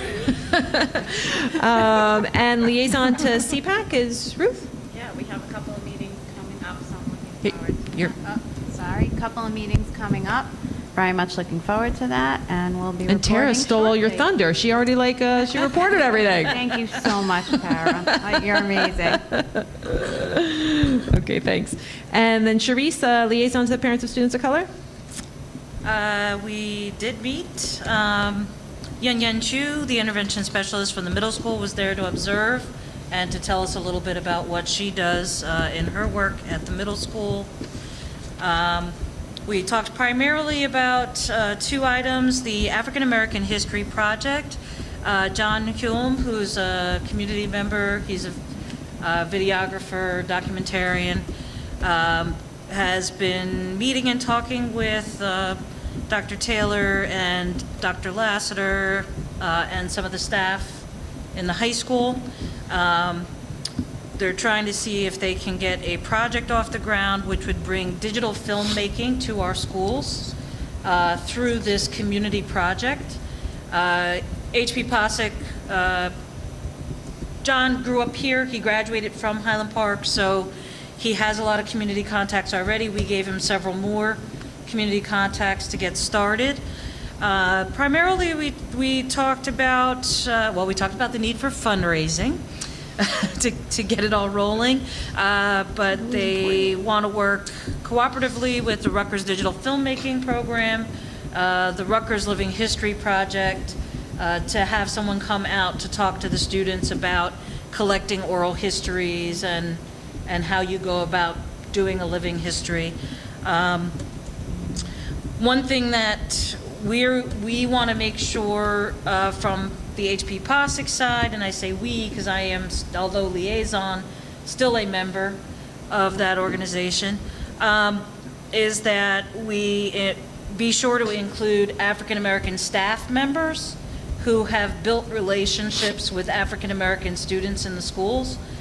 Part of what we really want this project to do is to provide an opportunity for students who are disengaged in the educational process, and that's not to say all African American students are disengaged, but that we want the disengaged students to have this as a jumping platform, something where they can learn new skills around digital filmmaking, which are skills they can take into the workplace, but it's also something which hopefully will get them interested in history and English language arts and, getting really involved in that way. And those African-American staff members do have good relationships with those students who are sort of off on the fringes and not really engaging in their education. The other thing was that Melissa Newman brought her 2 sons to the meeting. Her sons are doing a project for Ms. Faringo's Be the Change project, which won a Park Partners grant, and it's called Prescription for Reading. And they're looking to partner with HP Posick to get the books that they would be buying. It's basically a literacy project. The idea is to put books into the hands of students, put books in the homes of folks that don't have that expendable income. So for early education, so how do you get those books to preschoolers and younger? How do you get them out? So they're actually moving to Israel soon. So, but they wanted to partner with us for the distribution side. So once they've made the purchases and they've set everything up, so we talked about distributing at the food pantries, Thursday AM, Thursday PM, Saturday AM, twice a month when they have the food pantry open. That would be a possibility. When the farmer's market reopens, Fridays, because people get a voucher to spend on produce, that they're able to also pick up at the same time this packet. And the packet would be, free book, information on community resources, and, libraries and, community groups, support stuff. And they'd be able to take that with them in addition to picking up their produce or whatever on a Friday. Then the other thing we talked about was the, how do you incentivize the program and try to incentivize older siblings to participate. So we didn't really come up with a plan there. That was a really tough one. But, I'm sure that more will be discussed with that. Yeah, so good stuff. That's amazing happening. stuff. Was there any discussion about ways to possibly tie that into Irving? I mean, because that's something that I would love to see, is to get those people actually in the building. One of the ideas, which, it's not something that's been discussed. I didn't mention it because it's not something that's actually been discussed with Principal W. She's F now. What's that? She's F now. She's freeborn. Oh, my bad.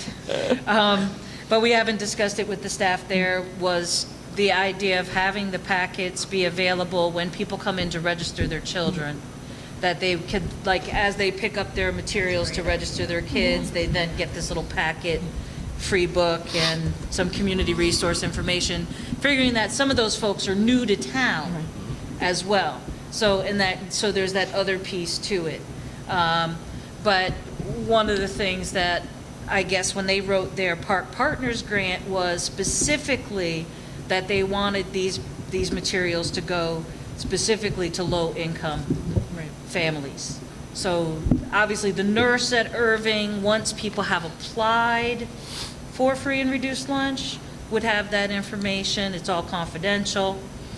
But it might be a burden for the school nurse to have to administer that versus partnering with the food pantry. Right, the services in town that are already. HP Posick would provide the staffing for the table, and we'd bring the materials in at the beginning, and we'd remove them all at the end of the shift.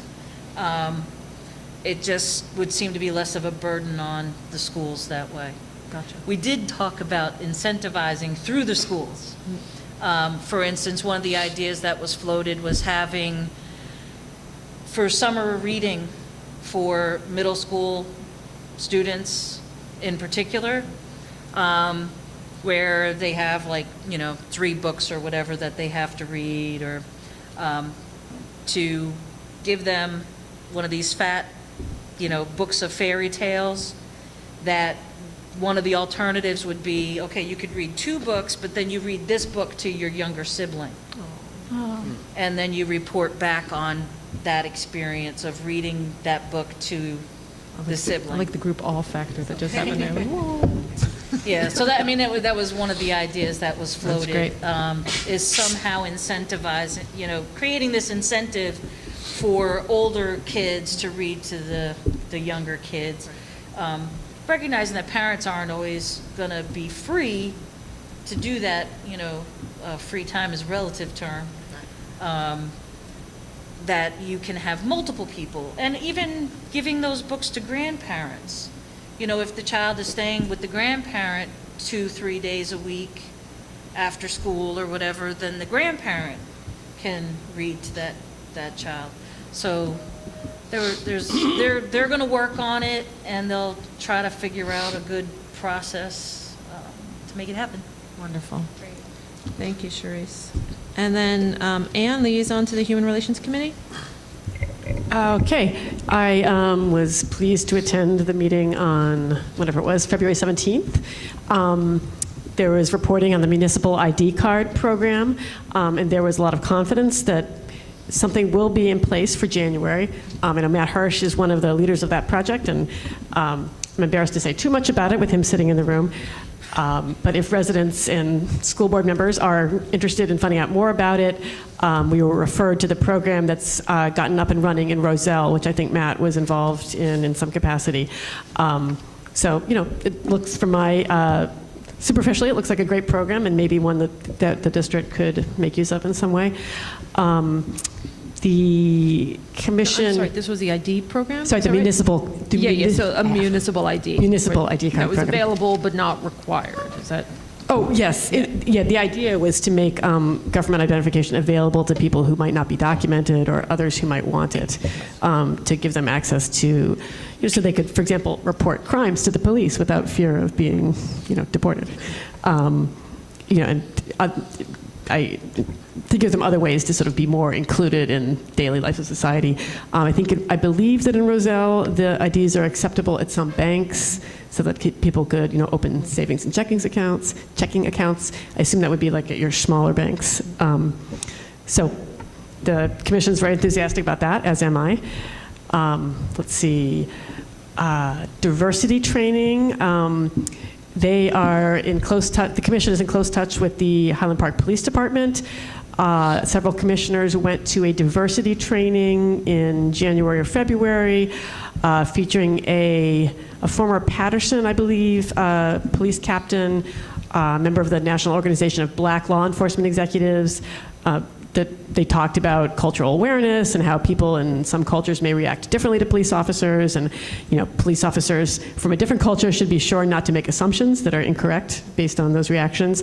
The commission is hoping to have organize another diversity training that would be open to the public. I think it would the emphasis would be on interacting with police officers, and that's possibly something the school might want to be involved in. There was a discussion by some commissioners about educating community members, including students, on how to interact with the police. So that's just something for us to watch out for. Okay, the HP Gives a Hoot is a program that the mayor and council, I believe, are heading up to provide meals for students who need them during school breaks, including during summer. I'm not sure who is responsible for what aspect of this program, but the commission is deeply engaged in it. There will be a fundraiser. It looks like it's not going to be in April, it's going to be in May, tentatively. It's going to involve some singing, it might involve an HP Idol component, and I believe, I'm not sure if anyone has already been in touch with you, Scott, about having the school involved and possibly locating this fundraiser at the school, but it's certainly something that I personally would be enthusiastic about. I don't know what the school's involvement is with the non-school year lunch program. My understanding is we do not receive federal funding to provide out-of-school year lunches. For non-school year lunch? For non-school year lunches, right. We don't. Because our, Just when they're in school. right, I understand if we had a higher percentage of free and reduced lunch students than we would. 38%. Okay, so this, right, and I think you need 50 to get any kind of funding. So this is an effort to make food available outside the school year and during school holidays. Certainly, the commission would be interested in the district, any help, assistance, participation the district could provide in this fundraising process. I'm not sure if that's something that's already on your radar, but it probably should be on our radar. The commission sponsored the commission was one of those supporting the interdistrict basketball game that took place on March 1st, which I did not attend, but hopefully some other folks did. It was RPRY students and our middle school students raising money that was going to go, not sure where it was going to go. It was going to be divided between the schools, but I'm not sure for what purpose, and it also involved a donation to the food bank. To the food bank. Was all the money going to the food bank? Oh, I thought it was going half and half. There are donations being brought as an entry ticket. You could bring in a can, and that would go to the food bank. And I believe that the $2 entrance fee was going to be split in some way. I went. It was fun. It was fun? Okay, good. Tara knows more about it than I do. She's actually on the commission. Finally, let's see.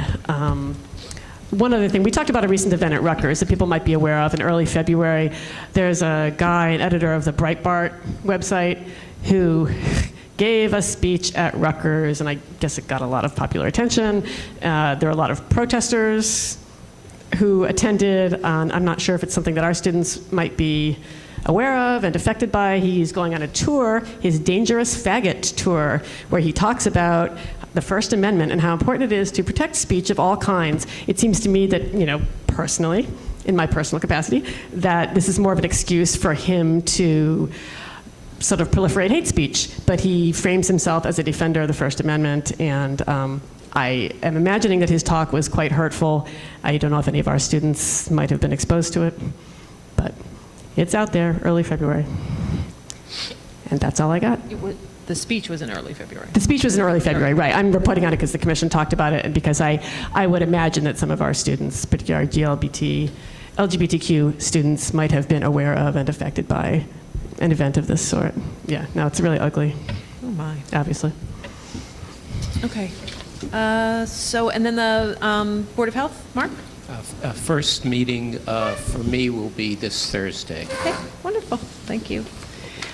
Okay, so that is all our liaison reports. Thank you very much, everybody. Goodbye, guys. Bye. Bye. Thank you. Which brings us to my president's report. I don't have anything specific this evening. I will just give a quick... I'm sorry. Yeah. I was going to do that now. Yeah. So I'll do that first. So we have a few liaison committees that we can announce, or liaison appointments that we can announce, and a little bit of shifting that happened in committees as well. I just have to announce them, right? I mean, we don't have to do anything else with them. So, so there was a little bit of shifting once Mark and Judy came onto the board. So we're appointing Rob Magaziner to. Oh no. So this is right. This was incorrect. Rob Roslevich was appointed to Curriculum and Instruction. So my little cheat sheet, that was incorrect. And we're appointing Mark Krieger to be the chair of Finance and Facilities. Yay. And so Judy Pietrobono is appointed to the Personnel and Communications Committee. And we're appointing Lucio Camacho, the 10th grade student, to the Municipal Drug and Alcohol Alliance, and appointing Mark Krieger to be the liaison to the Board of Health, and appointing Judy Pietrobono to be the liaison to the Commission for Universal Access. So now that's all official. And then the only update I really wanted to give was Scott and I had sent out a letter to the community about the denial of Hatikva's request for expansion this year. So we're very excited about that. On Monday morning, the decision was released Monday afternoon, like early afternoon, and on Monday morning, Scott and I went to East Brunswick and we had a meeting with, another meeting with the state board president So the poor guy, I kind of feel for him. I think he knew, and he had kind of been hoping that the decision was going to be announced on the Friday, but the decision wasn't announced. So I think he thought he was walking into a room where he could be like, see, I got your back. And instead he had a whole bunch of people staring at him going, so it was me and Scott, obviously from here, and a few folks from East Brunswick, our county superintendent and county business administrator were there, which was very interesting. There were representatives there from North Brunswick, South River, Old Bridge, Piscataway, Monroe.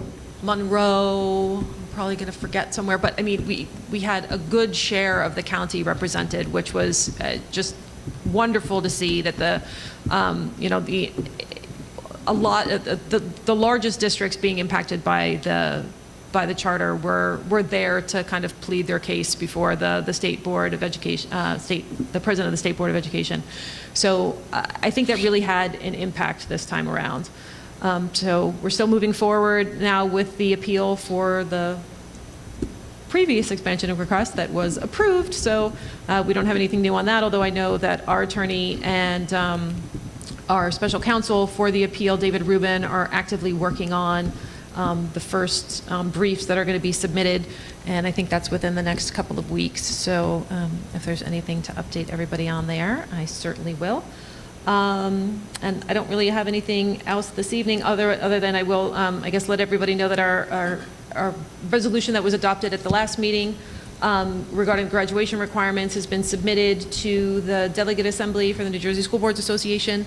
Linda and I did get confirmation that that was received, and that the next step in the process is they research any existing New Jersey School Boards Association policy that has to do with graduation requirements, and then the School Boards Association will come back with their kind of like their opinion on it, whether they recommend to districts that it be approved or that it not be approved. And then I get to go before the resolution subcommittee and defend our resolution.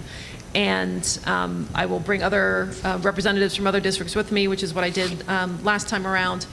And already the Hopewell Valley Regional School District has approved our resolution, which is great. The president of that board actually wrote an op-ed that was published in New Jersey Spotlight, which is wonderful. So that's been generating some additional, attention on the issue. And now there's, I just found out today there's going to be a joint committee on the public schools hearing on the graduation requirements next week. The Education Law Center has been invited to testify before the Joint Committee on the Public Schools, so if I can fit it into my schedule, I'll probably try to go to those hearings, because, I mean, there is precedent in other states, from what I understand, where the DOE, the state DOE comes out with these kind of graduation requirements, the districts react and respond, and then they're scaled back. So I would certainly hope to see that happen. And in this case, it seems a bit outrageous that our graduation requirements have been changed without the proper regulatory process having been considered. So I will keep everybody updated on that, and I think that's it. So does anybody have any? Are there any old business items that anybody wanted to address? You? I guess I had my sort of just very basic question about strategic planning and sort of what the next step is, or what the next step is that involves the board. You want an update? Yeah, sure. I didn't mean to make you go into a whole So spiel, the steering committee for the planning for the strategic plan met once. We'll meet again next week, and we'll have probably a third meeting sometime right after the spring break. Anticipating we're going to start the process in late April, early May at the latest. One of the questions we discussed towards the end of the meeting, an important question, is whether we should bring in somebody from outside to support our work. And we're going to bring that back to the group on next week. I actually, one of the things I told the group I would do is reach out to other districts that I'm aware have had success in implementing a strategic plan to see what they've done. If they've hired from outside, they've just done it internally, or a hybrid. Today I got the phone with a Highland Park graduate, Chuck Sampson, who Mark might recognize the name. Chuck is the superintendent of the Freehold Regional High School District.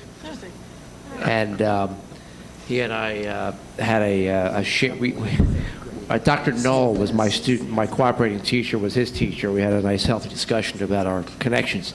They did a great. They've done apparently wonderful work in the area of strategic planning. They've been presenting about their work nationally recently down in Atlantic City for the superintendent's conference. They did actually bring somebody in from outside, but Chuck said that they were able to not to bring on that outside agency to do the entire process. It was sort of a hybrid. So that's what we're going to be exploring at the next meeting. There are 11 members of the steering committee who represent all aspects of our community. We have somebody who represents the Orthodox community. He sits on 2 boards for local shuls, Orthodox shuls, doesn't have children in the district. We have, of course, the president of the local chapter of NAACP, Bruce. Teachers from each school. We have 1 principal, myself. Darcy represents the board. I think I've covered everybody. But, yeah, I think I've got everybody. And parents. Oh, yes, and 2 parents. Thank you. Thank you. Very important. So that steering committee is going to be charged to put the plan in place so we could kick it off in late April, early May. Do you have any specific questions, Ann, that I might not have addressed? When you said put the plan in place, you don't mean the strategic plan, right? You mean the plan. Correct. The Correct. Articulation of the plan. That's going to Plan. involve anyone in the community who We're wants just to be going part to of do it. it. Okay, so public input will begin after that. Yeah, the steering committee is only putting the logistics in place.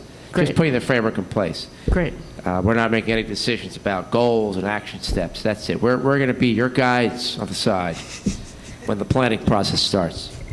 Wonderful. Thank you for the update. All right, is there any other old business?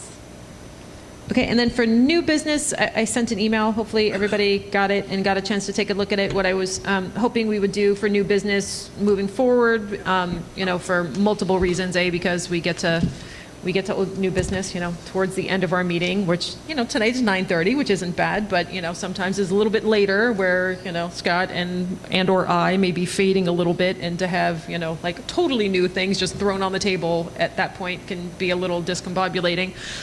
So if any board members have any new business that they want to discuss at a meeting, if you could let Scott and or I know by the Wednesday so we can get it onto the agenda for Thursday so that it's there. That helps us, obviously, prepare a little bit so we can, come to the meeting informed, and B, I think it also serves the purpose of transparency, because if there's something that's going to be discussed at the board table, we want to give the public as much notice as possible that that's going to be under discussion, and so that kind of serves both of those purposes. So we have another meeting. This is our workshop meeting. We're going to have our voting session a week from tonight.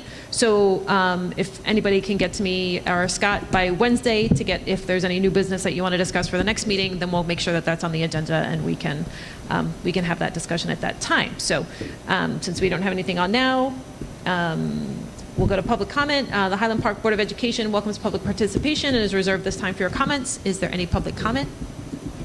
No, take your time. Are you kidding? This might be a land speed record if we're done by like 9:30. So I just forgot to mention one thing before. A few years ago, CPAC had met with the Recreation Department to try to get an inclusive summer camp. The problem was we didn't have the funding, and the Rec Department didn't have it, but Andrea at the Recreation Department, who is absolutely wonderful, has kept trying to get the Flutie grants, and she got one. So this year, our summer camp will be inclusive to special ed children. And we will be, as soon as the flyer is ready, we will be getting it to Dr. Taylor so it can go out to out-of-district special ed families so that they're aware of that. So, great, thanks for that update.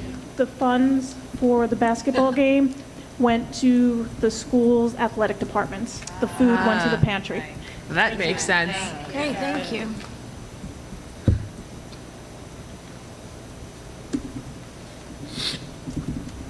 Hello, Lynn Fryer, 314 Wayne Street, Highland Park. Just a word of caution about international student placements within the district. They may bring with them a hefty amount of money to the district, but my experience working at Rutgers with graduate and undergraduate students is that they often there's a lot of needs that they have, and don't base a lot on the TOEFL score because that doesn't really reflect their command of speaking and interacting. It reflects their test taking. So, a word of caution. Thank you. I've experienced that as well with friends working at Rutgers in the departments, yeah. But maybe we'll be able to afford some language support or other support if it was needed with the tuition. Any other public comment? Looking at all four of you, no? Okay. Okay. So with that, can we get a motion to adjourn? So moved. Second? Second. All in favor? Aye. All right, thanks, everybody.